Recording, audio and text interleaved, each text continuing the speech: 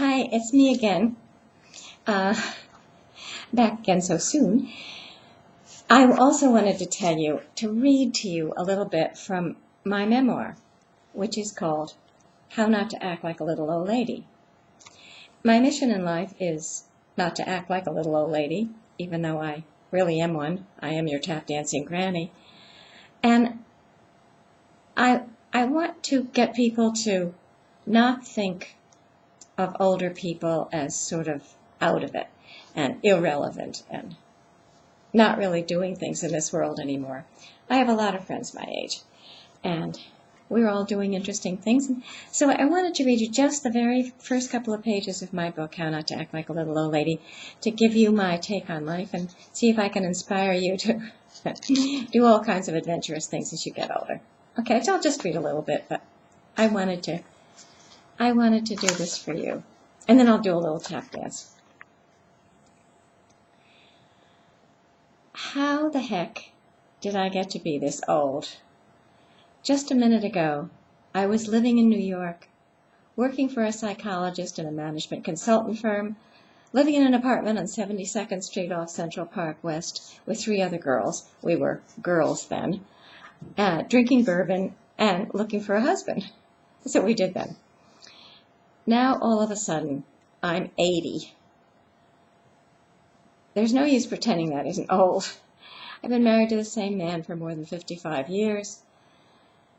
Skyping my daughter and 3 grandsons who live on an island off of Seattle, while I'm here in New Jersey in a townhouse condo, writing books and recording for the blind once a week in New York City and doing hospice work, which is very rewarding. As long as there was a 7 before my age, it didn't seem so old. Even 79.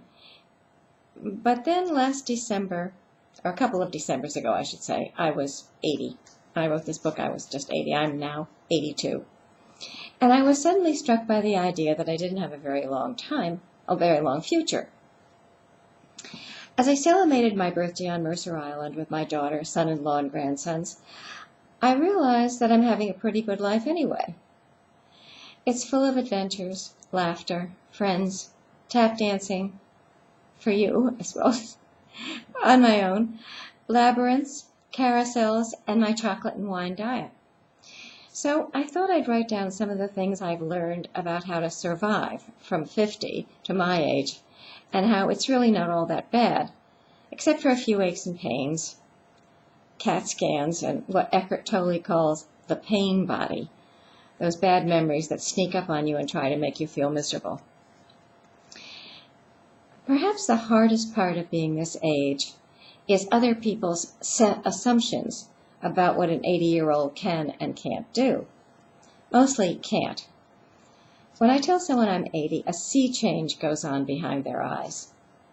Their brain scrambles around, trying to figure out how a woman who can write books and tap dance at the same time could be that old.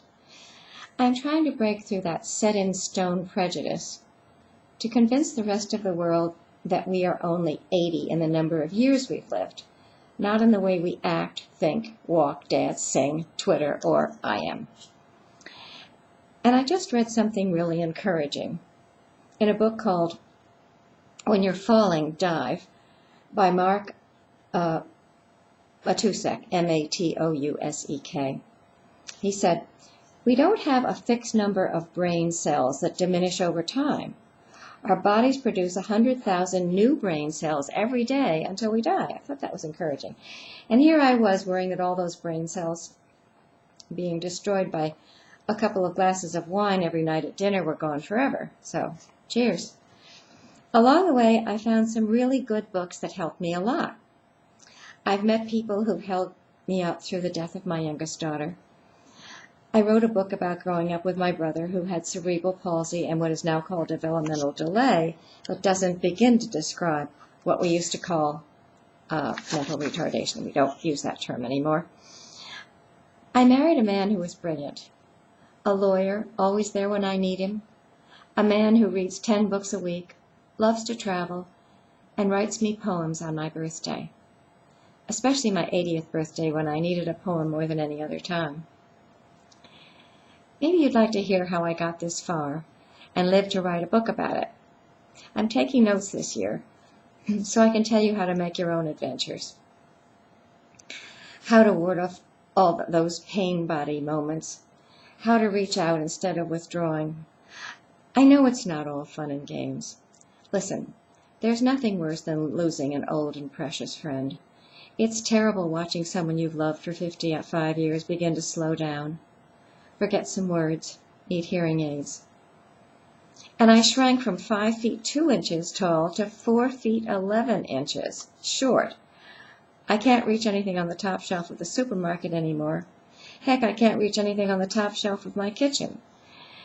But I can do my impression of bacon frying, which is on another YouTube if you wanted to see that, and still get up off the floor. Afterward, I can tap dance on YouTube and get favorable comments about my legs from people all over the world. I can walk labyrinths and find a kind of peace and quietness of mind as I wind slowly around the circular path in the center to the center of serenity. I still ride merry-go-rounds whenever I find them, and I try every diet known to mankind, always gaining the 10 pounds back again. I just lost 10 pounds on Jenny Craig. I don't know if you noticed when I tap danced, but I did. They deliver to your house now, and it's delicious. According to the 2000 year census, there are more than 13 million of us over 80 in this country. You may not be 80 yet, but all you baby boomers, my own daughter included, are getting there. You have no idea how fast the time goes between your 50s and your 80s. I thought you might like to know what lies in store for you, and some things you can do now to ease on down the road. One of my favorite columnists, Gail Collins, in the New York Times, wrote the other day, "Since it appears that nobody is ever going to be able to afford to retire, we're moving into an era in which your car fixed or your tonsils removed by a 75-year-old will begin to seem normal. So it's better if we readjust our thinking and start regarding everybody as 20 years younger than the calendar suggests. From now on, I'm thinking of myself as 60. That's a lot better. And think how old you were when you are when you're 60. Anyway, I have to tell you websites to send you to, tweets, blogs, and friendly Facebook to take you to. Leap and the net will appear. First, let me tell you how not to be 80. And then I go on and I have chapters on how not to act like a little old lady or a crotchety old man.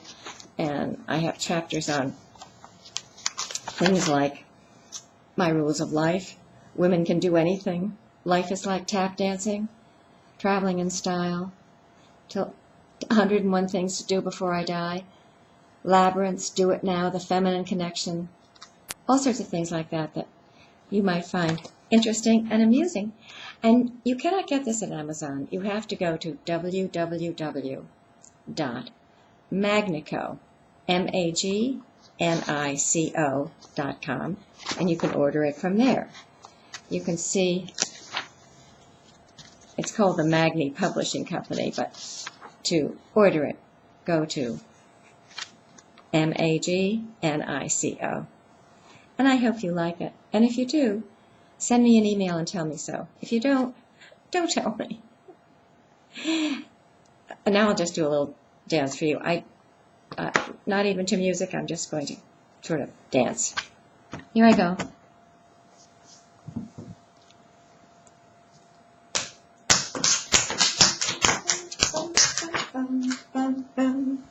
Dee dee dee da da da.